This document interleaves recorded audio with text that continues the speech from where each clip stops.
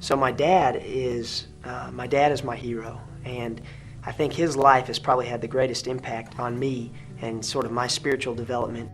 My dad had a unique heart for doing mission trips, specifically for people in the Middle East. He began taking 2 or 3 short-term mission trips a year after he started his practice in Palestine to basically go and perform surgeries in these areas of incredible medical need. So in 8th grade is when I can say my life changed forever, because my dad invited me to take part in his ministry and in what he had been doing. Now, up to this point, I had been saved for many years. I was saved when I was 5 years old as a young child, simply because Jesus loved me. I didn't fully understand who Jesus was or what he had done to save me, what sin was all about, or any of these things. All I knew is that there's this big guy named God who loved me. It left me with really no change in my lifestyle, nothing drastic or different. I just knew somebody loved me, and so I loved him, and that was it. Until 8th grade. And at that point, my dad asked me to go on this medical mission trip to Lebanon. And so for the first time in my life, I actually began praying. I asked the Lord to give me an opportunity to talk about my faith with somebody in the Middle East, knowing full well that there was going to be a language barrier, that it was going to be uncomfortable. Whatever it may be, I knew there was going to be obstacles. But I asked God for a number of things and asked him to do these on this trip just to see if he was real and if he was alive, and if the God that who claimed loved me was actually, if his love was real.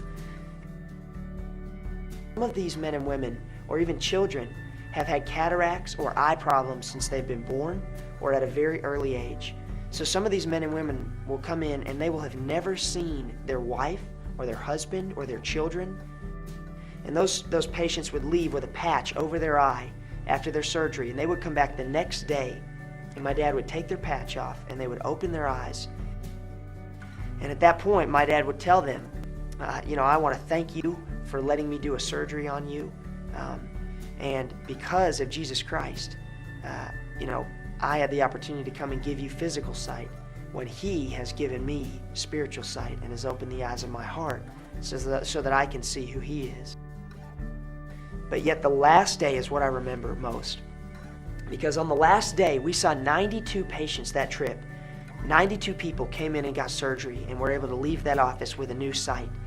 And the 92nd patient, the very last person that came into the room, sat down in the chair, and I went over to start giving him eye drops. And I asked the translator to come over because I didn't speak Arabic.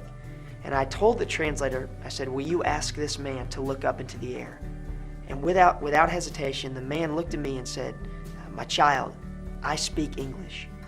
And it just so happened that on that day, we were also running about an hour behind schedule. So I had about an hour extra time to speak with the first man in the entire country that I had met that actually spoke English. And we had a chance to talk about politics and about the culture of the Middle East. We talked about the family and what the family unit represented in that country. And then, of course, we had a chance to talk about religion. And I had the chance, for the first time in my life, to do the exact thing that I had prayed to do and talk about my faith to this man. And it was at that point that I realized there has to be a God, a almighty, all-powerful, loving God that truly does love me enough to allow me to be in a different country, in a completely different culture, to set us an hour behind schedule and bring in the last patient of the entire trip that we would see and have him speak English. It was a complete answer to my prayer to exactly what I had asked God for. And it was at that point that my eyes truly were opened. It was so much more than just this distant God that loves me for some reason. It became personal. And at that point, I understood that Jesus Christ, the maker of the universe, loves me. That was the God that I began to know.